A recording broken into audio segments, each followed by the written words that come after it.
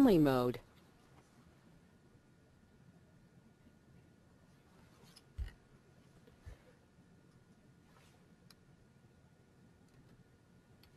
Hello everyone, and welcome to Food Allergy Research and Education's inaugural webinar. My name is Mike Spigler, and I'm Vice President of Education here at FAIR.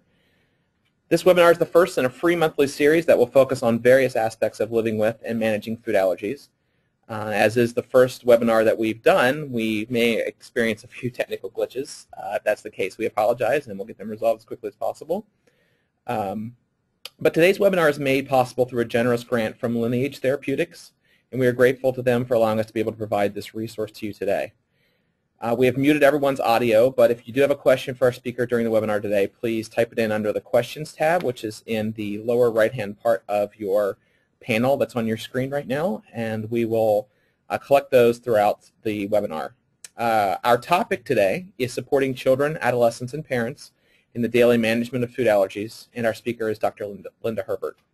Dr. Herbert is a clinical psychologist at Children's National Medical Center who received her doctorate in clinical psychology from the University of Maryland, Baltimore County. For the past 10 years, she has worked in clinical and research settings with families of children with acute and chronic medical illnesses, including food allergy, asthma, type 1 diabetes, cancer, sickle cell disease, epilepsy, and concussions. Dr. Herbert recently accepted a position with the Department of Allergy and Immunology at Children's National Medical Center, where she will build a clinical practice and research team designed to address the mental health needs of children with food allergies and their families. And I'll now turn the session over to Dr. Herbert. Thank you.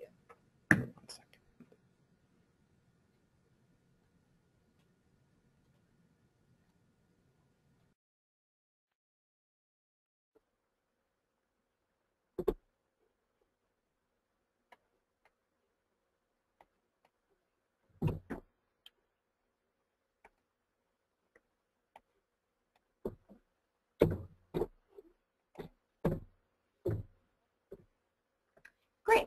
So thank you so much for attending FAIR's first educational webinar. I'm very honored that so many people are interested in this topic and wanted to call in. I think it really speaks to the growing need to address the emotional issues that are related to food allergies. Before we begin, I wanted to give you a bit of background about me and my experience with food allergies. Thank you very much, Mike, for giving me a bit of an introduction. As he said, for the past 10 years, I've been working with families whose children have chronic illnesses that impact their daily lives. And in particular, I've been very interested in children that have food-related concerns. So that includes food allergies and type 1 diabetes. Both my research and my clinical work has focused on these two areas. And as was mentioned in October, I'm very fortunate in that I'm going to be able to start a new position at Children's National in DC as the psychologist working with the food allergy program, where I'm planning to start both a clinical team as well as a research team. I also think it's really important for my listeners to know a little bit about my personal experience with food allergy as well. So I do not have a food allergy myself or a child with food allergy. But one of my primary memories of my first semester of college was food allergy related. When I first moved into college, my roommate disclosed to me that she was allergic to both peanuts and tree nuts, but she didn't provide much additional information at the time, and I had a very limited understanding of what food allergy was and what food allergy management entailed. However, I quickly became more familiar with this when several months into the semester, her boyfriend, and I were chatting in our room and eating snacks. Her boyfriend gave her a cookie, and she asked if it had peanuts in it. He said that it did not, but as you might guess, since I'm bringing this all up, it did actually have peanuts in it, and as soon as she ate it, she had a very severe reaction. Fortunately, she was able to direct us to her epinephrine autoinjector. Her boyfriend administered it, and she recovered. But this was a very traumatic experience with me, and I noticed that soon afterwards I became much more vigilant to her reading food labels and was helping her read food labels as well. And I started thinking more about the emotional impact that food allergies can have on daily life. And my roommate also started displaying greater vigilance after this, including refusing to let her boyfriend kiss her after eating unless he had brushed his teeth first. So soon after this experience, I joined the Pediatric Psychology lab at UMBC, and I was fortunate that food allergies was a topic that my mentor was starting to be interested in, and I quickly jumped on this bandwagon and wanted to learn more about it myself. So turning to today's presentation, my goal is to provide families with a preliminary set of strategies that they can use to help themselves cope with the daily stress of living with food allergies. My objectives include to discuss a bit of the role of pediatric psychologists in general with food allergy, but then to also discuss common emotional reactions to food allergy. And then using a developmental framework, I want to address some of the common challenges of food allergy management among different sets of age groups, so among young children, among older children, and among adolescents as well. And I've read some of the comments and some of the questions that were already submitted, and I will address some of them during this talk, but I do ask that you keep in mind that this is a fairly brief talk. We could be talking for hours if we really wanted to, and we're not going to be able to cover every aspect of food allergies. So just bear this in mind that this is really just providing you with a preliminary set of strategies, but I hope that it sets you on a path towards getting the help that you're interested in getting. So I'm also very curious to know a bit more about the listeners that we have. So first of all, we're going to have a poll that's going to come up in just a second. So I want to know, who exactly are you? Are you a parent of a child with food allergy? Are you a kid or a teen that has food allergy? Are you an adult that has a food allergy? Or are you a school or healthcare provider?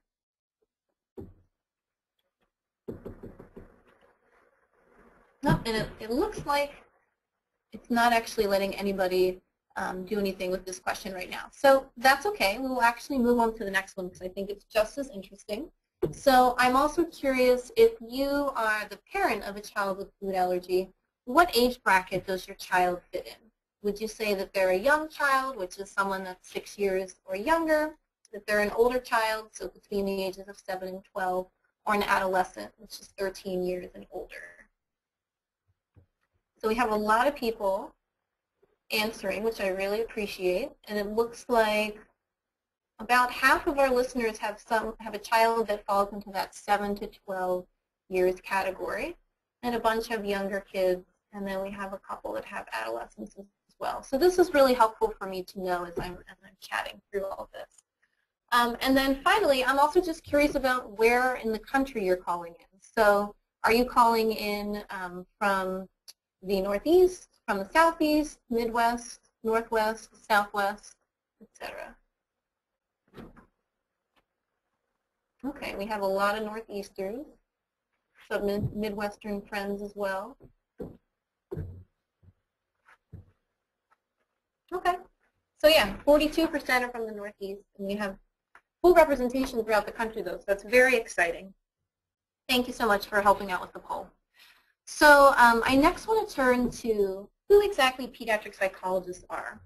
And as I said, I work with children and families in order to address the psychological aspects of illness and to promote healthy behavior in children and families within a pediatric healthcare setting.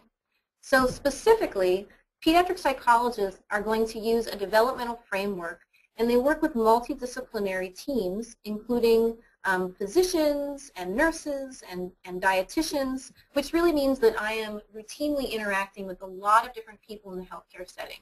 That's why it's important for me to be in clinic when patients are being seen, so that I can get a holistic picture of what's going on with an illness, not just one perspective from talking with families one-on-one. Some pediatric psychologists, such as myself, work with children and families in a clinical setting to help them adjust to their illness and or manage problems related to this. And this could be something such as traditional outpatient therapy, but what's unique to pediatric psychologists is that we do also meet with children and families during clinic appointments, or if they have to be overnight in the hospital, we can also meet with them as inpatients. Other clinical psychologists and pediatric psychologists conduct research projects to help them understand the impact of illness and injury on the family. So some, like myself, do both clinical work and research, and I firmly believe that my clinical work with families informs the research questions that I want to address, and then the answers that I get from doing that research then allow me to help families more because I've directly gotten information from them about what they need. And then finally, many pediatric psychologists also advocate for public policy that promotes children's health. So for example, with children with food allergy, it may be that a pediatric psychologist would be very helpful when thinking about what's appropriate for school and to include on school plans. Overall, I would say that whenever I'm working with families, my goal is to really help them incorporate illnesses such as food allergies into their life without making food allergies become their entire life. And I know that just saying that sounds very easy. It's just like, oh, here's the statement. You don't want it to become your entire life.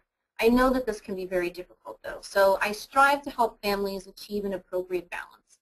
It's important to be mindful of food allergies so that you or so that your child is safe.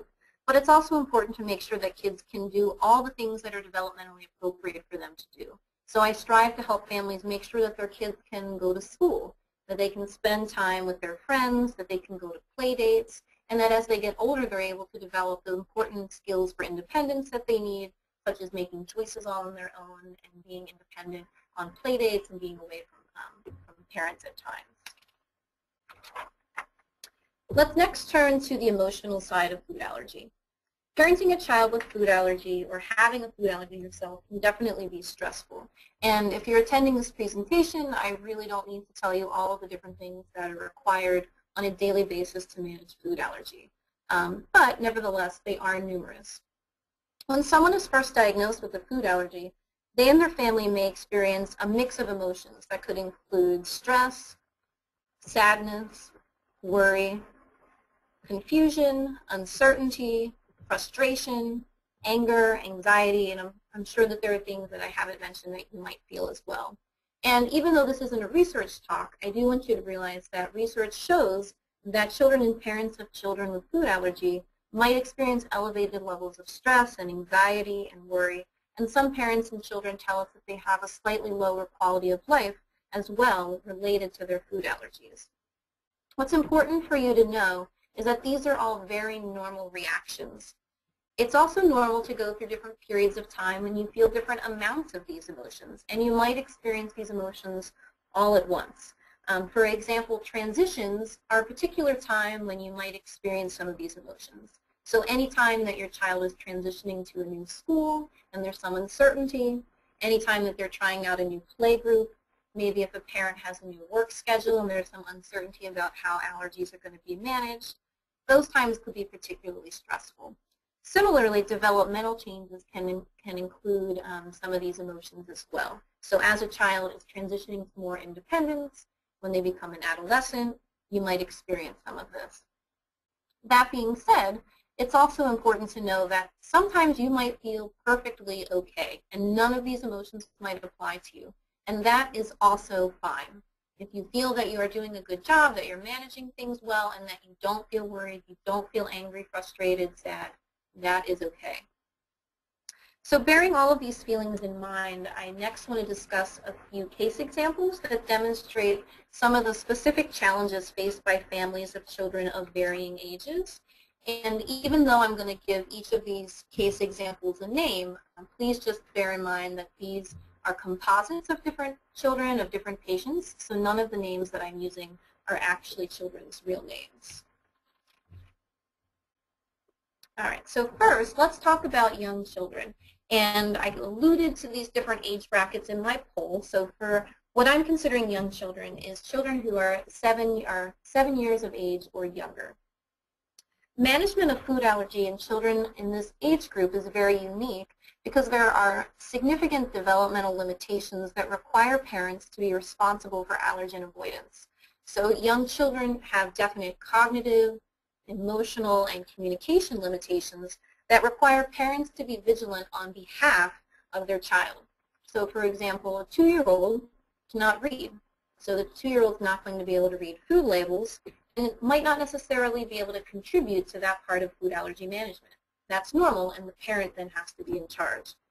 Similarly, a young child who might be 2 or 3 might have difficulty telling the difference between what a stomach ache feels like versus an allergic reaction versus just, eating too much, different things like that. So parents have to be more in tune with what's going on in this young age group. During this time, children are also typically first diagnosed, so parents have to learn how to manage food allergy for the first time, and there's a learning curve. And then I also want to point out that letting go is a really big part of this period as well. And what I mean by that is that parents have to learn to let go of their child to go to school or to go see a friend, and to let someone else be caring for their child's allergies and their general care. And this can be a period of extreme stress for parents. So here's a case example. David is a 4-year-old boy who was diagnosed with peanut, tree nut, and shellfish allergies when he was an infant. He will start school in the fall, and mom will return to working full-time. So mom comes in to see a psychologist who specializes in allergy, and she says that she has many worries about letting go.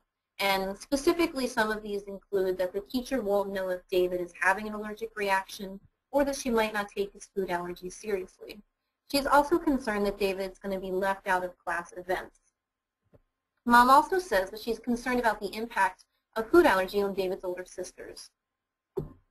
So let's talk a little bit about specific things that we can do to help mom. So the first concern is that mom has many worries related to school. And what I would really encourage you first starting to do, or for mom to first starting to use a problem-solving technique.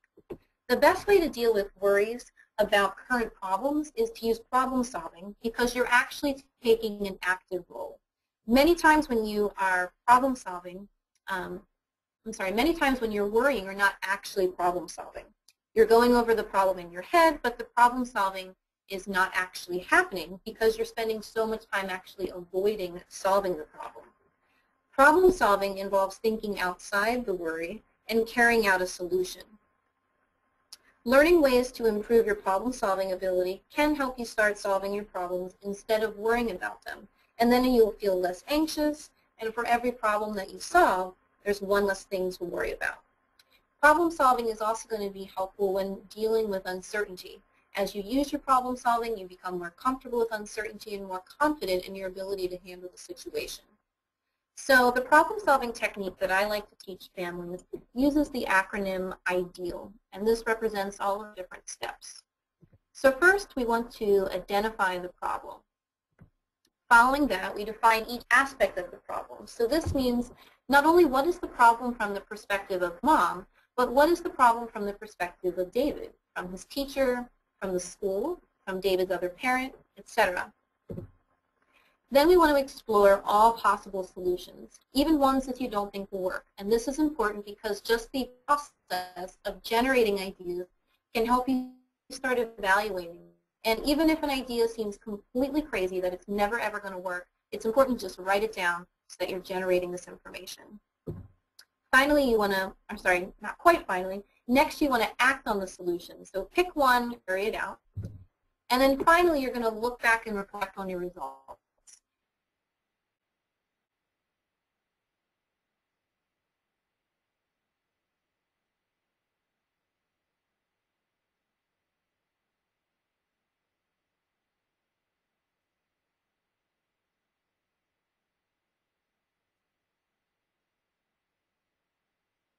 That mom can't be present all the time, that David's teacher doesn't have food allergy education, and that David is just communicate and read labels all by him.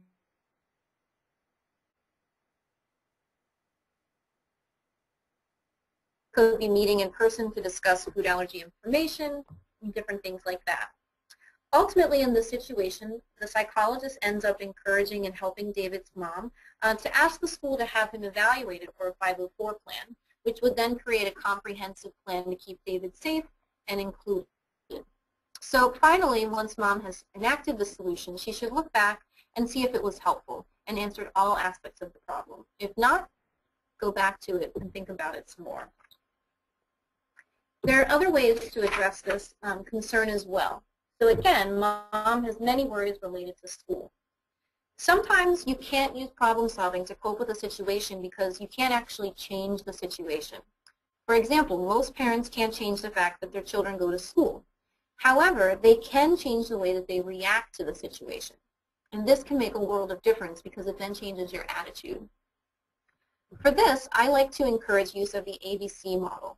And what this is stating is that there are different events that can trigger thoughts, which we call A, automatic thoughts, and that these thoughts then can change our behavior, B, or how we handle an event. These specific thoughts and behaviors together then determine the outcome of that event or situation, which we also call C, the consequence. So for example, David's mom may worry about David's teacher managing his food allergies and think something to herself like this: I can't control my child's food allergies, which is a very negative thought. If she has this thought, this can then lead her to act anxiously whenever she takes David to school, and that can then communicate to David that he needs to feel nervous about school as well because he is seeing that his mom is nervous. And I'm betting that this is not the intention of David's mom. She probably doesn't want to make David feel uncomfortable or anxious about school. So instead of using negative thinking, I encourage families to use positive thinking. And what they do with that is change the negative thought into a positive thought. The goal of positive thinking is to change the thought into a more constructive thought, which can then hopefully impact the way that you feel and act.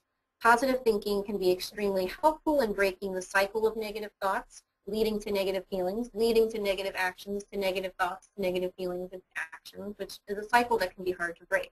And if we really think about it, many times our negative thought isn't even true. So in this situation, again, we have that mom initially has a very negative thought: I can't control my child's food allergies.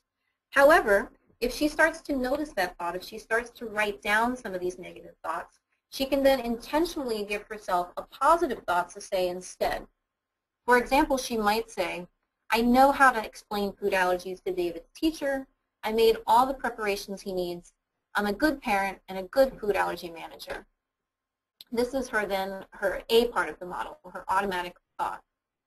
This will then likely lead to a change in her behavior. She will likely be in a more positive mood. She's likely going to be more confident when she takes David to school. And this is then having the consequence of communicating to David that school is pleasant, that it's safe, that he can have confidence that he can attend school, and that mom will be able to manage things and his teacher can manage things. Now, I know that the hardest part of using this model is recognizing negative thoughts. So it can take a lot of practice, and one of the things that I recommend is that families or that people who are interested in using it start writing down what those negative thoughts are and in what situation they occur. And once you start to see patterns of, oh, every single time I go to school I have this negative thought, or every single time we go to grandma's I have this negative thought, then you can prepare for it in advance, and you can even develop and write down positive thoughts to just have on hand to remind yourself with, rather than having to come up with them in the moment. If you find that you're trying this and that it's really not working and that you're having a lot of difficulty, it could be possible that you should speak with a psychologist as well, because they'll be able to help you go through this in more depth. So turning to our next part of mom's concern, mom is also concerned that food allergies are going to negatively impact David's siblings. In this situation, David's mom and dad should try to normalize the food allergy experience for the family. Singling out David can make him feel isolated and may make him a target for sibling teasing. Alternatively, David's siblings may feel left out, or they might be jealous of the attention that is given to David's allergies. So to that end, it's important that David's parents clearly explain what food allergies are and how it works to siblings in age-appropriate language. This can help calm fears and enable them to normalize the food allergy management process much faster. In addition, if you give kids some kind of a healthy, specific task that allows them to aid in food allergy management, that can also help. So, for example, perhaps an older sibling is in charge of reading a specific food label with mom, and together they talk about it. Or perhaps if David has very specific utensils and plates that he uses for a meal, perhaps an older sibling can be the one that helps get that to the table. However, it's also equally important to not give older siblings too much responsibility, because that can be stressful. It's also important to share feelings with their parents about how they're feeling about the food allergy. This can be difficult to do sometimes, so showing affection to your children by asking questions can help them open up to you. If they talk about their feelings on their own, remember that using an inquisitive response that has open-ended questions can send the message that you want them to tell you more and that you want them to be able to express their feelings in a safe environment. David's parents may also want to consider having the same foods for everyone at meals. And I say this, with a grain of salt because this doesn't necessarily work for every family. For some families, having the same foods at meals can be helpful because it encourages family cohesion and everyone's on the same wavelength. However, this is very family specific. So if there's a family who has a child that has many food allergies, it might not be as appropriate. So think about your family's needs and whether or not this would be helpful for you. Another thing to keep in mind is that you should be treating children individually. Fairness does not mean that you're treating your child equally. It actually means that you're valuing and admiring each child's individuality. So David's parents should make time for each child. It may be that if David had, a milk allergy, one of his older siblings might absolutely love ice cream. So it may be appropriate for mom and dad to occasionally take this other sibling on, some special time and give him or her attention, perhaps at an ice cream parlor where they could do something that is specific and important to that child. Showing interest in their activities and challenges is going to be really important. And over time, each child's going to develop a unique relationship with their parent. And then finally, it's important to remember that siblings are going to be siblings. So they're going to want to play, they're going to want to argue and compete with one another, they'll have private jokes, conversations, secrets. This is typically very typical, this is normal. Food allergy is not going to change that, so David's parents shouldn't try to change that either. Okay. So let's move on to older children. And as a reminder, this is referencing children who are roughly ages 8 to 12. During this time period, children can understand the nature of their food allergy a lot more, and they may have experienced an allergic reaction and can start to assist with food allergy management. However, because these children have a better understanding of food allergy, they may also have more questions and worries. And this is also a period of time during which children start to make a lot of peer comparisons. They might be asking, why am I different? What should I be doing about that? So here's another case example. Michelle's a 10-year-old girl with peanut and milk allergies. She was diagnosed when she was 1, recently had a reaction in a restaurant. Mom tells me that Michelle thinks about her allergy all the time, even when not in food-related situations. And Mom thinks that she might be bullied because her food allergies, because of her food allergies at school, because she's had to go to once to eat lunch with the nurse. So our concern here is that Michelle is thinking about her food allergies all the time. The first thing that Michelle's parents should do, notice she's struggling with her food allergies, is to acknowledge worries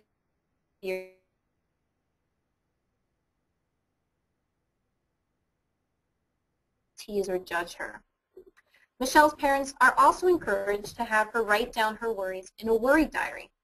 She and her parents could then talk about her different worries and decide which are current worries that can be addressed immediately with problem solving versus hypothetical worries. Hypothetical worries can be a little bit challenging to deal with, and so different things that you can do include using relaxation strategy and then using thought challenging. For example, Michelle might be worried that this is a hypothetical worry because this is something that's happening so far in the future that worrying about it right now in the present isn't necessarily going to help. Michelle and her parents might come up with an idea of what they're planning to do during the vacation, but then beyond that, worrying about it is not going to help. So Michelle should be encouraged to cope with this using relaxation strategies. She'd benefit from listening to calm music, from using deep breathing, from playing a game or reading a book, using visual imagery, or using positive self-statements, such as I can do this, or I will be okay. Another technique could be using thought challenging. So Michelle might be using statements that catastrophize or exaggerate the situation. This is very typical for anxiety. So just think about all the times that you've thought to yourself, this is going to be the worst day ever, I am never going to get through it. That's an example of catastrophizing, and that might be what Michelle's going through. So for example, Michelle might say to herself, I always have an allergic reaction when I visit grandma. I don't want to go. First of all, it's important to figure out, is this true? If it is true, then you probably need to be using some problem solving. If it's not true, however, Michelle's parents are encouraged to help her challenge this thought in a friendly, non-judgmental way. They can lead her through investigative questions such as, Well, what happened the last time that you went to grandma's house? Did you have a reaction? No? Okay, well then it sounds like you don't have an allergic reaction every time. How many times have you had a reaction at her house? What was the situation? Do you think that we can problem solve that situation for the future? And questions like that. These can help her think more objectively about the situation. Michelle might also make a statement such as, if I go to grandma's, I'll have an allergic reaction, and then I'll have to go to the ER, and then I'll miss school tomorrow, and then I won't get the assignments, and then I'll fail all my classes, and then I'll never get a job, and on and on and on. This kind of catastrophic run-on thinking is also very normal. So helping Michelle break down the scenario with additional questions can help her get more perspective. So again, asking, well, what's the likelihood that you're going to fail all of your classes if you miss one day? What's the worst that's going to happen if you fail all your classes this year? Does it really mean that you're never going to get a job, that you're not going to be successful? Things like that can help her gain perspective. Michelle's parents are also encouraged to help her figure out the difference between her anxiety symptoms and her symptoms of an allergic reaction.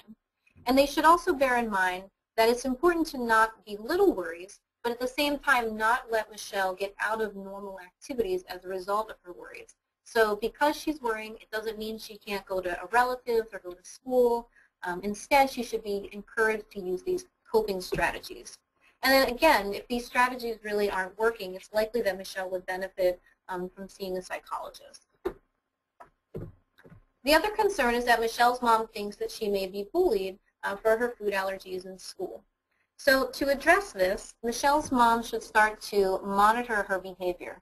Does Michelle act differently than she normally would act? Is she less excited to go to school? Is she less interested in lunchtime or recess? Does she complain about frequent physical symptoms like headaches or stomach aches? If so, her parents should ask her a bit more about how her day is going using open-ended questions such as, well, how was school? What did you do at recess today? Did you eat with anyone special today? Using those questions can help the parents start to understand a bit more about what Michelle is going through. And if it's clear that she is being bullied, her parents should talk to another adult. And even if it's not clear if she's being bullied, if they still have some questions, talking to another adult about the situation, such as a teacher, a lunchroom coordinator, or administrative personnel, could be very helpful. And her parents should also be asking about the school's bullying policy. Michelle's parents should also encourage her to use the following procedure when dealing with a bully. Michelle should avoid the bully and have a buddy with her when she goes in to check her locker or when she goes to see the nurse, things like that. They should have her control her anger if the bully is trying to provoke her, and she can use some relaxation strategies to help with this. She should also walk away and ignore the bully, and she should tell an adult and talk about it with others. And finally, because children who are bullied sometimes feel that they have self-esteem issues or they might feel that they're not very comfortable in social situations, it's going to be important for Michelle to participate in activities that are outside of school that promote positive social interactions and self-esteem. So her parents should think about enrolling her in some kind of an extracurricular activity where she can build some of these skills, or have her, hang out with friends in her neighborhood that might be different than her school classmates. So I also want to address a slight follow-up for Michelle. So Michelle's most recent blood work indicated that she might no longer be allergic to milk, and her allergist and her parents want to schedule a food challenge. Michelle's mom is nervous about the food challenge, and even though she thinks that she probably should schedule an appointment, she isn't sure if she really wants to do it.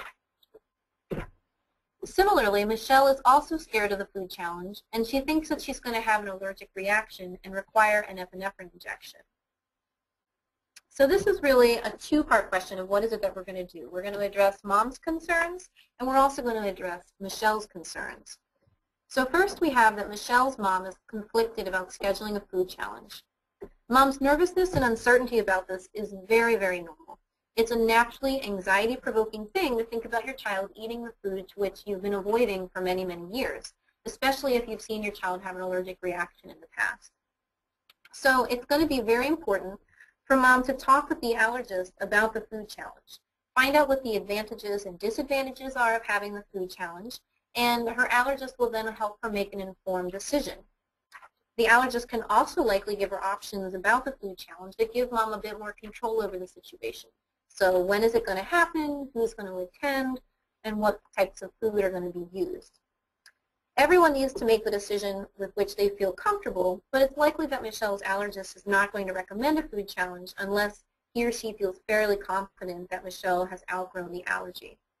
The benefit of not having the food challenge is that Michelle and her mom won't have to experience this anxiety-provoking situation, but they are still going to have to be uncertain about the actual status of the child's food allergy. There are many advantages to having a food challenge, however. If Michelle does have the challenge and has a reaction, her family will know for certain that she does need to continue to avoid the food and nothing really changes. However, if she has the food challenge and does not have an allergic reaction, then life could potentially be a bit easier because Michelle would not need to avoid that allergen. Once the food challenge is scheduled, Michelle's mom should begin practicing coping and relaxation strategies prior to the food challenge so that on the day of the challenge she's ready. So in this situation, positive thinking and thought challenging can again be useful. So for example, using the ABC model, mom's negative thought might be, Michelle will have an anaphylactic reaction and die. This might seem like an extreme thought, but some parents do think this, so it's important to try to counter this thought. Her mom's encouraged to use a positive thought that challenges it, such as, Michelle may have an allergic reaction, but I know what to do and her allergist knows what to do. The last time she had an allergic reaction, we treated her, she went to the ER and she was fine, and that wasn't when I was already at the hospital. I can handle this. Writing down and practicing a thought such as this can prepare mom for the food challenge itself. Michelle's mom would also benefit from just practicing some relaxation strategies such as deep breathing, and she's encouraged to bring distracting items such as a book or a game or another activity. Obviously, this is a very personal choice. There's no right or wrong answer to whether or not you schedule a food challenge, but these are just things that you can keep in mind in the event that you are struggling with it. So Michelle is also fearful of food challenges. When preparing a child for a food challenge, it's going to be important to use developmentally appropriate terms.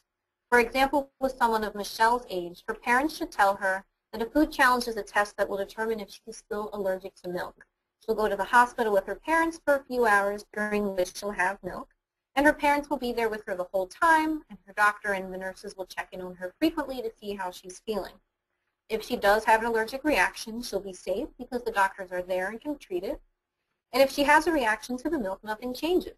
She'll just continue avoiding milk. But if she doesn't have the reaction, she'll be able to have milk, and life may be a little bit easier. I always encourage families to be very open with their child about this process. Her parents should also acknowledge with Michelle that a food challenge can be scary and that even parents can be nervous about them, but emphasize that the doctors know what to do. And then if we go back to some of these different options and the idea of choice and control, it's going to be important to give Michelle some choices about the situation because it'll make it easier for her to cope. So, for example, her parents should ask the allergist, how exactly can Michelle ingest milk? Does she need to drink it, or is there another dairy product that might work? Could she use cheese? Could she use yogurt? And if she has those options, Michelle could potentially choose and have some control. It'll also be important for Michelle to bring comforting and distracting items, and choosing what items she brings will also give her some control over this. And then if we think back to some of those other relaxation strategies and thought-challenging strategies that we discussed before, practicing these and using these in advance is going to be especially helpful. Okay. So next let's turn to adolescence, our third period of childhood. So adolescence brings a lot of new challenges to food allergy management, as I'm sure you might guess. This is in part because responsibility for food allergy management begins to shift from parent to teen, and inevitably teens and parents are not always going to agree about how to manage food allergies. Parents many times tell me that they think their teens are neglectful and just don't care about their allergy, and teens on the other hand tell me that they think their parents are being overprotective and that they're nagging them. Another thing during this time is that peer and social situations start to predominate a lot of the teens' leisure activities, and many of these involve food. So going to the movies, going to a restaurant, going to amusement parks, even just hanging out at a friend's house is a situation that could involve food. Teens might be hesitant to tell others about their food allergies. They might forget to read food labels. They might forget to ask about ingredients. They might forget to carry their epinephrine auto-injectors. Adolescence is also a period of time of extreme risk-taking, which is very developmentally appropriate. However, it might seem that a child who normally was very vigilant about their food allergy is no longer being vigilant and might just seem to not care. So let's talk about a case example for this as well. Jessie is a 15-year-old girl with a milk and egg allergy. She has not had an allergic reaction in 5 years. So Jessie and her parents come to see me, and they say that she and her parents get in frequent disagreements about reading food labels and carrying epinephrine autoinjectors. Her parents emphasize that they worry she's going to have an allergic reaction while she's on her own, but they do really want her to have a normal teen life as well. And then to complicate things, Jessie has also been in a relationship for 2 months, and she doesn't want to tell her boyfriend about her food allergies. So to handle this situation, I encourage families to use typical communication and problem-solving strategies. So here the big concern is that Jessie and her parents frequently argue about food allergy management. Jessie's parents are encouraged to communicate that they are listening to her, because many times it may seem to the teen that parents just aren't getting it or aren't understanding what they're talking about. So using phrases just like, uh-huh, I see, yes, and rephrasing her point of view can be helpful. For example, saying something like, what I hear you saying is that when you go out with your friends, you don't like carrying a very large bag, and that's the bag that can hold your epinephrine autoinjectors. Just communicating and rephrasing like this can tell Jessie that her parents are listening, and that actually gets you one step closer to starting to solve the problem. Jessie should also be encouraged to do the same, because that can encourage her to do some perspective taking as well. Jessie's parents should also avoid unnecessary conflicts. It's easy to get locked into a mode of conflict over things that in the big picture really don't matter at all. So an example of this might be that Jessie's parents want her to call every single time she's about to eat a food when she's out with friends.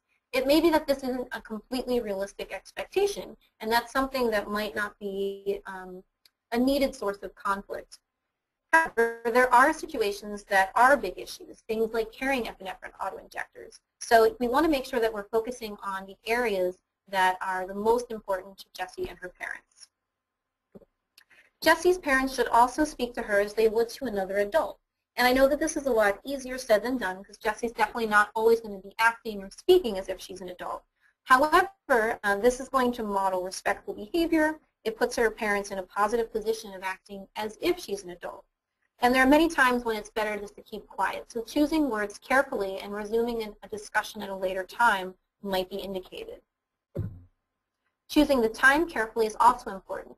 If Jessie and her parents don't have time for a discussion, it's really not the best time for it to take place, because any time that you feel rushed, tension is likely to rise, and both people involved in the discussion might say something that they don't actually intend to say. Negotiating, accommodating, and compromising is also going to be an important part of resolving this conflict. Jessie's parents don't have to do this all at once. However, it's going to be important for them to try some of these things and to, acknowledge the fact that maybe sometimes Jessie has a good point. She might have a reasonable point of view or request. And being able to admit a mistake and make a sincere apology about this are important skills for any parent. It's also going to be important as a way to develop rapport and trust between Jessie and her parents.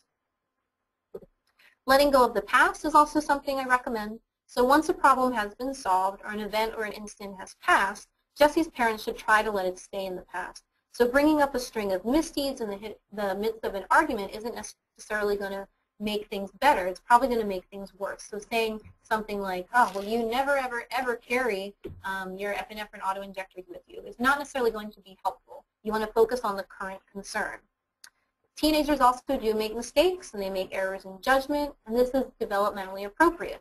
By letting go of the past behaviors and actions, her parents are going to communicate to her that they expect her to evolve, they expect her to develop, and they expect her to change.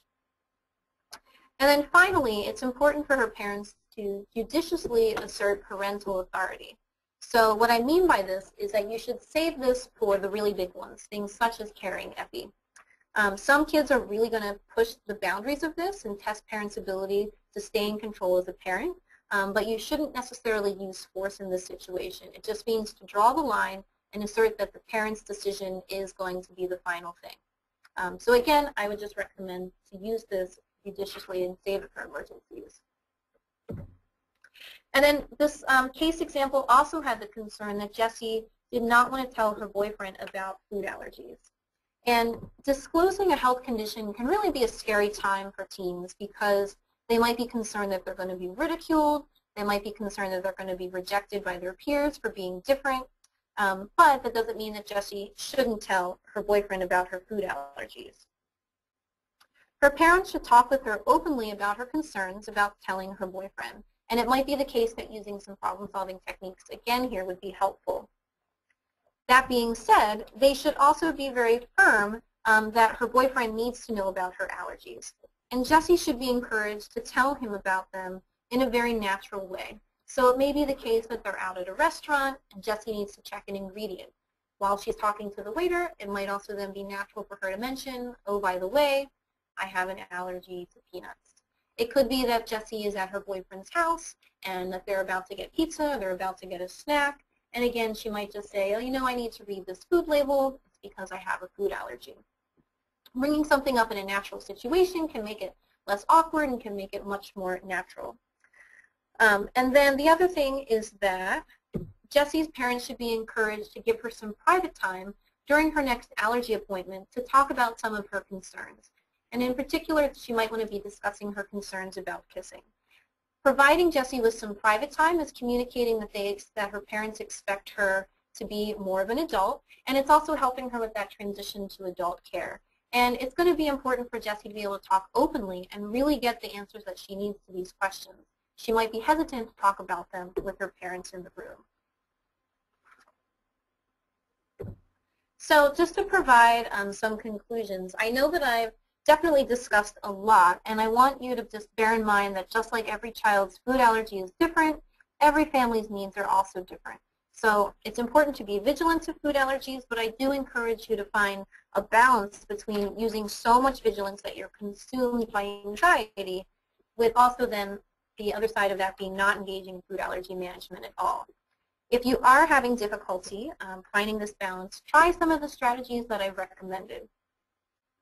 However, it may also be that you or your child need additional help. And if you've tried these strategies, if you think this just isn't working for me, this is when you want to contact a psychologist. You might also notice things like major changes in mood, changes in your child's behavior, in their school or social functioning, their sleep patterns. Maybe they're unable to pay attention to their homework because they're worrying so much. Maybe they can't get to sleep or they wake up early because they're worrying. Things like that, those are going to be markers that suggest that you might want to get additional help. And then finally, I encourage you also just to remember that there are lots of other resources out there. Clearly FAIR is a great resource. I encourage you to use them. But then there are also a lot of support groups in the various areas around the country. And you can actually find many of those on FAIR's website. And then lastly, we shouldn't forget about talking to allergists as well. Many of them will be able to answer your questions. So using psychologists, FAIR, support groups, and allergists, all of these things that are going to help you cope with living with food allergies. So I really thank you for calling in and participating in this webinar. And I believe we have about 10 minutes to take some questions. Thank you, Dr. Herbert. So we'll now answer some of the questions that we've got some really great questions over the last 45 minutes or so. So we'll just go through a few of those.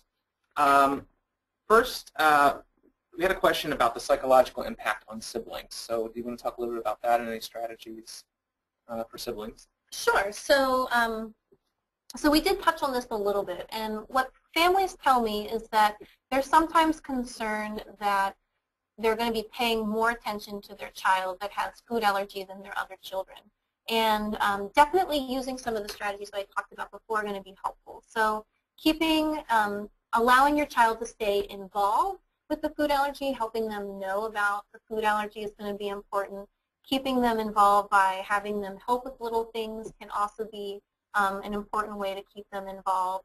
But you really want to make sure that your child that does not have food allergies sees that they're getting attention as well. So making special time for them, be it, taking them to soccer practice and then spending a bit of time with them afterward could be helpful. Maybe they have a favorite game that they want to play at home. That can be helpful as well. Another thing is that many times most family discussion happens at the dinner table because families are together and they're talking about their day. It may be the case that since dinner is a time that involves food, that you find that talking about the food allergy really predominates the conversation. I would really recommend that you try to limit that as much as possible. Perhaps you talk about the food allergy in the beginning of the meal when you're just getting everything organized, but beyond that, really try to make an effort to ask questions about how everyone's day has gone and to ask questions that do not revolve around food situations. Great. So we have another question that's kind of a two-part question. I've a couple questions together that are related. But in a child with a family history of anxiety disorders, where do you kind of see the line between an anxiety disorder or something that's as obsessive-compulsive disorder or an eating disorder? How do you tell the difference between that and like a generalized anxiety just about food allergies? Sure. So are you asking about when you need to receive help in general, or? Just, one is what is common anxiety that's expected, with food allergies, and one is across the line where you're doing things that are No, I think that's really a great question. So, so what you want to be looking at is what I call functional impairment. So it's very normal to worry every so often in food situations about your food allergy. Maybe you sit down to dinner, you sit down to a class party, and your child worries a little bit about the food allergy. However, it's normal for your child to think that and then to still be able to enjoy the situation and to think about something else. Once you get to the point where your child or you are unable to focus on schoolwork, either in the classroom or when doing homework, that is when you start to have this functional impairment and you start to think that this worry is affecting things beyond what it should affect. It could also be the case that your child is having social impairment. So maybe your child no longer wants to go to anyone's house, wants everyone to come to their house all of the time because they're worried about their food allergy. That's a time when I would say that you want to reach out and get additional help. It may also be that your child is refusing, as I say, to go to anyone else's house, but maybe they don't want to go to, say, a baseball game because they're concerned that there will be peanuts there. Anything like that that's limiting the normal things that kids should be doing is cause for concern. So as I said, if you have just, a normal worry here or there, that's perfectly fine. But if it's really affecting all those other things, that's when you want to get help. Great. Just kind of two-part practical question. How does one go about finding a pediatric psychologist? We had someone that said that they've been on a waiting list for several months now to try to get in with an appointment with one. And is a psychological consult related to food allergies usually something that's covered by insurances? Those are great questions too. So to find a pediatric psychologist, one of the things that you could do is talk to your allergist, because frequently allergists will have just kind of in their repertoire, their information of references, the name of someone that they could refer you to. You could also look for your state psychological association. So for example, the Maryland Psychological Association, of which I'm part, has a huge referral list. So you could look and see if there are providers there who provide some expertise. You could also look under the APA website, so the American Psychological Association. They can help you find a specific person as well. And then, what was the second part of that? I'm sorry. Insurance coverage. Insurance coverage. So a pediatric psychologist would be covered in the same way that a clinical psychologist would be covered. So if you have a child that has a behavior problem or that has anxiety unrelated to food allergy, you would go see a clinical psychologist, and the same kind of insurance coverage that you would have for them would also provide coverage for a pediatric psychologist. It's possible that some providers in private practice might have you get reimbursement and submit to your insurance company themselves, but it may also be that it's just integrated into the medical care. And could you talk a little bit about some of the physical manifestations of anxiety and how that may differ from how anaphylaxis may present itself to someone having a reaction? Sure. So this is, again, a really great question, and one of the things that I like to do with kids is to talk to them about if they've had a reaction, what was that experience? And sometimes with younger kids, what works really well is just to take a picture of the body and to draw it out, and then to kind of color in the different spots where they've had symptoms of an allergic reaction. So maybe their throat, maybe their stomach, things like that. And then it's also, you can then take a second body and talk about the symptoms of anxiety and talk about where those happen in the body. Anxiety can come in many, many different forms. For some people, it might seem that they have butterflies in their stomach, that their stomach feels very tingly. For other people, they might notice that their palms of their hands get very sweaty, that they get a little bit shaky. They might feel kind of lightheaded. And many times this can overlap with the symptoms of an allergic reaction. So helping kids just kind of think about, well, what happened the last time I had an allergic reaction versus what is happening when I just feel anxious is going to be important. And you can point those things out after they have these different symptoms. For much younger children, we've got several questions about folks that are trying to talk to their child about the seriousness of food allergies and dealing with it, but not scaring them at the same time. I know you touched a little bit on that, but any last tips for doing that with younger children, say under 5? Yeah, so with younger kids, this can be difficult, and I would say that when talking with them, you always want to use developmental terms. So using a term such as anaphylaxis might be too big because they don't understand what that is. So using a term that might be more like, you know, when your lips get kind of swollen and puffy, or using a term that's like when you get a belly for some reason, things that they can understand are important. And it may be that you shouldn't say something like, if this happens, you will die, because that's a very scary term for a child. Instead, you want to say something like, if this happens, then you're going to have to get this injection, and then you might have to go to the doctor. So trying to put it in ways that aren't going to scare the child is going to be important. Great. And we have one question that came up also. We referred to a 504 plan question. I can take this one. And someone said, well, why recommend a 504? And again, 504 plans versus other plans is absolutely a personal decision. Individualized healthcare plan will cover things about, you know, the treatment, will should a reaction happen, preventing a reaction, but it doesn't cover things like isolation, and inclusion issues. So that's just mean one consideration in looking at a 504 plan versus another plan. But again, it really comes down to personal choice there. So we had one other question then, tying to the isolation piece. What about parents who find in their own peer groups feeling isolated by not being able to talk to relatives or friends or neighbors that don't take food allergies seriously for whatever reason? How do you deal with coping with that? That's a really tough one for parents of kids that have any kind of chronic illness. It's always possible that someone doesn't quite get it, that they don't quite understand what food allergy is or what a different illness is. For one thing, I would encourage you to try to educate them by providing them with resources, maybe directing them to their website or other websites that provide education. However, that might not necessarily work for them. And unfortunately, this might be one of those situations where you have to change the way that you react to the situation rather than really being able to solve the problem. So it might be that you have to change your thoughts about this, and you might have to reach out to other people that really do get it. So making use of your support groups, finding other people in your community or concerns is going to provide a bit of that buffer and a bit more of a support system for you than you're finding with your other family members. But as I said, unfortunately, we can't always change the way people think and act about things, but we can change the way that we react to that. Right. Well, thank you. I think that's probably the last question we can cover. Again, I want to thank our speaker, Dr. Herbert, for her time today. And also want to thank all of you for attending, and to Lineage Therapeutics again for sponsoring this broadcast. Next month's webinar will take place on Wednesday, September the 11th from 1 to 2 p.m. Eastern, and is titled Tools, Tips, and Tactics for Effective Advocacy. And our featured speaker will be FAIR's Vice President of Advocacy, George Dahman.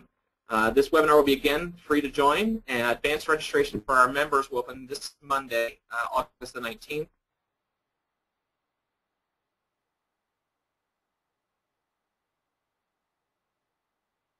And then full